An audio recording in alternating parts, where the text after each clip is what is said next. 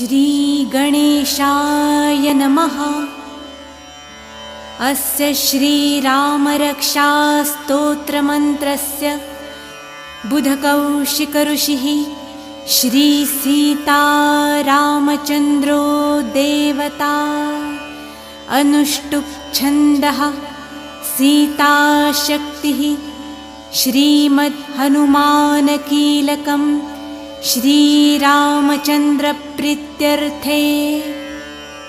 जपे विनियोगः। अथ ध्यानं ध्यायेदाजानुबाहुं धृतशरधनुषं बद्धपद्मासनस्थं पीतं वासोवसानं नवकमलदलस्पर्धिनेत्रं प्रसन्नं वामाङ्कारूढसीता मुखकमलमिलल्लोचनं नीरदाभं नानालङ्कारदीप्तं दधतमुरुजटामण्डलं रामचन्द्रम् इति ध्यानम्। चरितं रघुनाथस्य शतकोटिप्रविस्तरम् एकैकमक्षरं पुंसां महापातकनाशनं ध्यात्वा नीलोत्पलश्यामं रामं राजीवलोचनं जानकीलक्ष्मणोपेतं जटामुकुटमण्डितं सासितूणधनुर्बाणं पाणिं नक्तं चरान्तकं स्वलीलया जगत्त्रातुम् आविर्भूतमजं विभुं रामरक्षां पठेत् प्राज्ञ पापग्नि सर्वकामदां शिरो मे राघवः पातु भालं दशरथात्मजः कौसल्येयो दृशौ पातु विश्वामित्रप्रियश्रुति घ्राणं पातु मखत्राता मुखं सौमित्रिवत्सलः जिह्वा विद्यानिधिः पातु कण्ठं भरतवन्दितः स्कन्धौ दिव्यायुधः पातु भुजौ भग्नेशकार्मुकः करौ सीतापतिः पातु हृदयं जामदग्नजित् मध्यं पातु खरध्वंसी नाभिं जाम्बवदाश्रयः सुग्रीवेशकटी पातु स्कत्थिनी हनुमत्प्रभु उरुरघूतमः पातु रक्षकुलविनाशकृत् जानुनी सेतुकृत् पातु जङ्घे दशमुखान्तकः पादौ विभीषणश्रीद पातु रामोऽखिलं वपु एतां रामबलोपेतां रक्षाय सुकृती पठेत् सचिरायुसुखी पुत्री विजयी विनयी भवेत् पातालभूतलौ व्योम चारिणश्छद्मचारिणः न द्रष्टुमपि शक्तास्ते रक्षितं रामनामभिः रामेति रामभद्रेति रामचन्द्रेति वा स्मरन् नरो न लिप्यते पापैर्भुक्तिं मुक्तिं च विन्दति जगज्जैत्रेकमन्त्रेण रामनाम्नाभिरक्षितम् यः कण्ठे धारयेत् तस्य करस्था सर्वसिद्धयः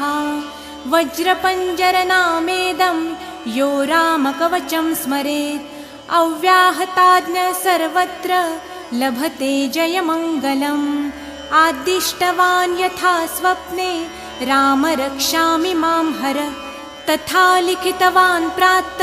प्रबुद्धो बुधकौशिकः आरामकल्पवृक्षाणां विरामसकलापदाम् अभिरामस्त्रिलोकानां रामः श्रीमान् सनप्रभु तरुणौ रूपसम्पन्नौ सुकुमारौ महाबलौ पुण्डरीकविशालाक्षौ क्षीरकृष्णाजिनाम्बरौ फलमूलाशिनौ दान्तौ तापसौ ब्रह्मचारिणौ पुत्रौ दशरथस्यैतौ भ्रातरौ रामलक्ष्मणौ शरण्यौ सर्वसत्त्वानां श्रेष्ठौ सर्वधनुष्मतां रक्षकुलनिहन्तारौ त्रायेतां नो रघुत्तमौ आत्तसज्जधनुषा विशुस्पृशा वक्षयाशु गनिशङ्गसङ्गिनौ रक्षणाय मम रामलक्ष्मणावग्रतः पथि सदैव गच्छताम् सन्नस्थः कवची खड्गी चापबाणधरो युवा गच्छन् मनोरथोऽस्माकं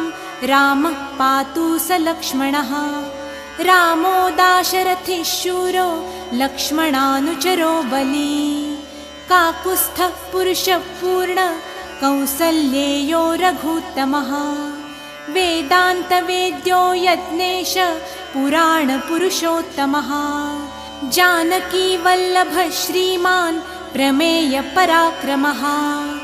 इत्येतानि जपे नित्यं मद्भक्तः श्रद्धयान्वितः अश्वमेधाधिकं पुण्यं सम्प्राप्नोति न संशयः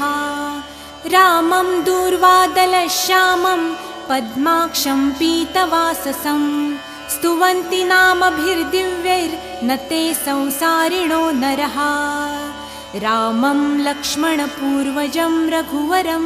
सीतापतिं सुन्दरं काकुत्स्थं करुणार्णवं गुणनिधिं विप्रप्रियं धार्मिकं राजेन्द्रं सत्यसन्धं दशरथतनयं श्यामलं शान्तमूर्तिं वन्दे लोकाभिरामं रघुकुलतिलकं राघवं रावणारिं रामाय रामभद्राय रामचन्द्राय वेधसे रघुनाथाय नाथाय सीतायाः पतये नमः श्रीराम राम रघुनन्दन राम राम श्रीराम राम भरताग्रज राम राम श्रीराम राम रणकर्कश राम राम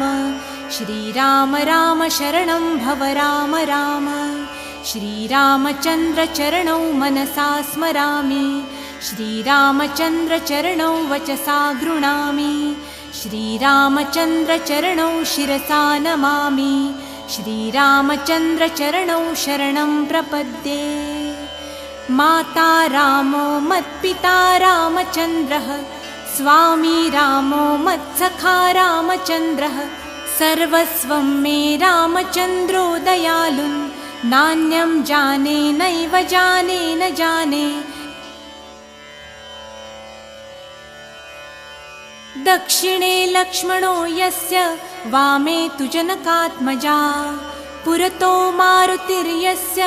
तं वन्दे रघुनन्दनं लोकाभिरामं रणरङ्गधीरं राजीवनेत्रं रघुवंशनाथं